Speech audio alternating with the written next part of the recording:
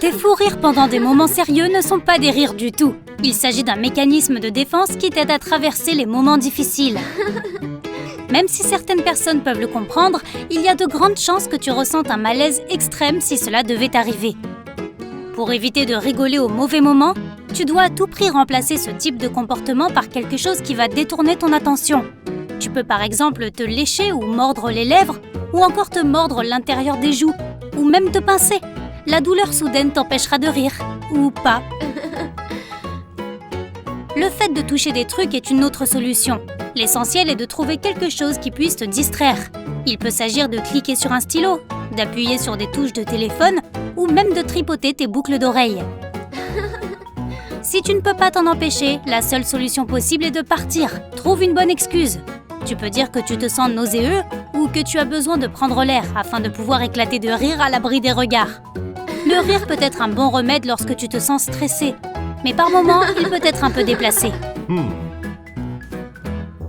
Parfois, fuir ne semble pas possible et se mordre les lèvres n'aide pas. Dans ce cas, tu peux essayer de te concentrer sur une seule couleur dans la pièce. Trouve tous les objets jaunes autour de toi, puis les objets rouges et ainsi de suite. Même un objectif aussi simpliste peut t'aider à reprendre le contrôle de tes émotions. Chante ta chanson préférée, compte de 1 à 20 ou récite la publicité bizarre que tu as vue à la télévision. Il faut généralement moins d'1 minute pour te calmer lorsque tu arrêtes de penser à quelque chose qui te rend nerveux. Lorsque tu arrives à une soirée, il y a de fortes chances que tous les regards se tournent vers toi. Garde les yeux grands ouverts pour montrer que toi aussi tu t'ouvres au monde. Lorsque tu souris, garde la bouche légèrement ouverte. Si le sourire est trop large, certaines personnes pourraient penser qu'il est un peu faux. Il est temps de saluer tout le monde ici. Rappelle-toi qu'une poignée de main molle peut être assez déconcertante. Après tout, c'est la première impression que tu donnes. Si ta poignée de main est ferme, les gens pensent instantanément que tu es une personne extravertie et sociable. En plus, les personnes qui ont une poignée de main ferme ont plus de chances de trouver un job. Ah, et personne n'aime toucher des mains froides, alors réchauffe-les avant de serrer des mains. La façon dont quelqu'un te serre la main peut montrer ses intentions. Une poignée de main à 2 mains signifie qu'on peut faire confiance. Et si quelqu'un te touche le bras ou l'épaule tout en te serrant la main, cela signifie probablement que cette personne manque de communication. Porte toujours ton sac avec la main gauche. La droite doit toujours être prête pour une poignée de main. Il n'est pas vraiment pratique de changer de main au moment où tu dois saluer une personne lors d'une réception. Une autre astuce pour paraître plus sociable à n'importe quel événement est de toujours tenir un verre. De cette façon, les gens autour de toi croient en quelque sorte que tu es plus abordable. Qu'il s'agisse d'un vieil ami ou d'une personne que tu viens de rencontrer, utilise toujours le prénom de la personne à qui tu parles. Oui, il y a peut-être des centaines d'invités à un événement, mais si tu répètes leur nom en leur parlant, ils se sentiront spéciaux. J'avais une amie à l'école qui pouvait se souvenir des prénoms de toutes les personnes qu'elle rencontrait à une soirée. Je me souviens que tout le monde l'appréciait pour ça aussi. Fais un compliment à la personne à qui tu parles. Les psychologues affirment que tout ce que nous disons influence la façon dont les gens nous perçoivent. Lorsque tu fais un compliment et que tu dis à quelqu'un qu'il est superbe, il commence inconsciemment à penser que tu es gentil. Cela fonctionne dans les deux sens. Si tu te plains que quelqu'un n'est pas gentil, les gens pourraient penser que c'est toi qui n'es pas gentil et non la personne dont tu parles. Pour que les gens t'apprécient encore plus, et c'est la technique du miroir. Il s'agit essentiellement de refléter et de répéter le langage corporel de ton interlocuteur. C'est toujours agréable de rencontrer quelqu'un comme toi. En ce qui concerne le langage corporel, attention à ta posture. Garde le menton parallèle au sol et les épaules en arrière tout le temps. En position assise, garde les jambes croisées. Cela aide aussi à garder une bonne posture. De nombreuses personnes peuvent inconsciemment ressentir l'humeur des gens qui les entourent. Ainsi, si tu veux que ton pote se sente à l'aise lorsqu'il est avec toi, sois de bonne humeur ou du moins essaie de le paraître. Tes bonnes vibrations se propageront et les gens t'apprécieront instantanément, simplement parce qu'ils se sentent bien en ta présence. Attends-toi à de bonnes choses de la part des gens. Cela peut sembler totalement bizarre, mais si tu penses que quelqu'un n'est pas gentil, tu te comporteras d'une manière qui révélera toutes les pires choses sur cette personne. Il y a de fortes chances pour qu'elle ne soit pas vraiment sympa avec toi. Si, au contraire, tu te montres aimable, la plupart des gens feront de même. Celle-ci est plutôt illogique. Si tu es trop gentil et altruiste, certaines personnes pourraient ne pas vouloir travailler ni se lier d'amitié avec toi. Cela semble bizarre, mais le problème est que les personnes altruistes peuvent pousser les autres à penser qu'elles ne sont pas à la hauteur. D'autres encore ne croient tout simplement pas en la sincérité des personnes altruistes. Et oui, personne n'aime vraiment Monsieur et Madame Parfait. Existe-t-il vraiment de toute façon? Un bon conseil est donc de montrer à quel point tu peux être imparfait parfois. Les psychologues disent que les gens ont tendance à apprécier ceux qui font des erreurs de temps en temps. C'est bien vrai. Toucher les gens sans arrêt n'est pas une bonne idée. Mais un toucher subtil peut faire en sorte que les gens se sentent plus à l'aise avec toi quand tu leur parles. Tape-leur légèrement dans le dos ou touche leurs bras, mais pas jusqu'à l'extrême. Une expérience a montré que les serveuses qui utilisaient cette technique en rendant la monnaie gagnaient des pourboires plus importants. Bim!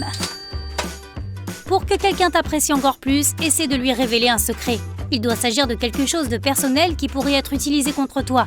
Cela fonctionne dans les deux sens, mais ton nouvel ami doit être sûr que tu ne balanceras rien. La fiabilité est aussi importante que la loyauté et l'honnêteté. Des questions informelles comme « Quelle est ta couleur préférée ?» sont acceptables, mais « Parle-moi de ton premier amour » pourrait probablement t'aider à mieux connaître cette personne. Quoi qu'il en soit, sois prudent avec ce genre de questions et vas-y seulement si tu es sûr que tu ne blesseras personne. Ton comportement sur Internet forme l'impression générale que les gens ont de toi. Ne partage pas trop de photos sur les réseaux sociaux. Oui, tu peux donner l'impression d'être sociable et ouvert. Mais pourtant, une étude récente a révélé que les gens ne semblent pas vraiment s'identifier à ceux qui partagent trop de photos sur Internet. Cependant, ne va pas non plus dans l'autre sens. Ne rien partager du tout peut être encore pire que de trop partager. Il est suspect qu'une personne ait trop ou trop peu de personnes dans sa liste d'amis. Une autre étude a révélé que le nombre idéal pour être apprécié est d'environ 300 personnes. Les personnes qui ont moins de 100 personnes dans leur liste ont un faible capital sympathie, tandis que celles qui ont plus de 300 sont considérées comme cherchant la popularité ou trop axées sur les réseaux sociaux. Oublie 300. Si tu as ne serait-ce que 6 vrais amis qui te connaissent vraiment et t'aiment quand même, c'est bien mieux que 300 connaissances. Mais ce n'est que mon opinion. Très bien, revenons à la soirée. Lorsque tu parles avec quelqu'un et que tu obtiens une réponse qui ne te satisfait pas, essaie de le regarder dans les yeux. Beaucoup de gens commencent à sentir que quelque chose ne va pas, ce qui pourrait éventuellement les faire changer d'avis. Non, ça ne marche pas si tu demandes à un inconnu de te filer sa voiture en cadeau. Qu'est-ce qui t'a pris ? Lorsque tu as une discussion houleuse et que ton adversaire n'est pas d'accord avec toi, commence à parler plus vite. Ainsi, il n'aura pas le temps de tout assimiler, il devra réfléchir à nouveau et probablement reconsidérer son opinion. Cela fonctionne dans les deux sens. Si une personne est d'accord avec toi, commence à parler plus lentement pour qu'elle puisse évaluer correctement le message. Encore une fois, parler vite ne te permettra pas d'obtenir gratuitement la voiture d'un parfait inconnu. Non mais c'est quoi cette histoire de voiture ? La façon dont tu demandes de l'aide aux gens est importante si tu veux être sûr d'obtenir ce dont tu as besoin. Les gens aiment se sentir importants, alors si tu dis « j'ai besoin de toi », tu as plus de chances d'obtenir cette aide. Pierre, papier, ciseaux est célèbre pour aider les gens à faire des choix difficiles. Il y a un moyen sûr de le gagner. Juste avant le jeu, pose une question aléatoire à ton adversaire, comme « Tu savais qu'on était tous faits de pixels ?» Ton pote sera confus et peu enclin à faire ciseaux. Bien sûr, c'est à ça que servent les amis, est une combinaison de mots magiques que tu devrais prononcer lorsque quelqu'un te dit « merci » pour quelque chose que tu as fait pour lui. En gros, dis ce que tu veux sauf « pas de problème », ce qui ne fait que dévaloriser le geste gentil de la personne. Certaines personnes ont tendance à oublier les bonnes choses que les autres font pour elles, mais cette phrase les fera se souvenir qu'elles te sont en quelque sorte redevables. Une autre réponse classique est « je t'en prie ». On ne l'entend plus vraiment aujourd'hui. Lire le langage corporel peut t'aider à lire dans les pensées des gens. Si quelqu'un ferme les yeux, soit il cache quelque chose, soit il en a simplement assez de toi. Probablement les deux. Si une personne se touche la bouche, c'est qu'elle vient de dire quelque chose qu'elle ne voulait pas dire. Ou bien elle a un bouton de fièvre. La façon dont les gens s'assoient peut les trahir. Les personnes qui se penchent en avant lorsqu'elles sont assises veulent généralement établir un contact et apprécient leur interlocuteur.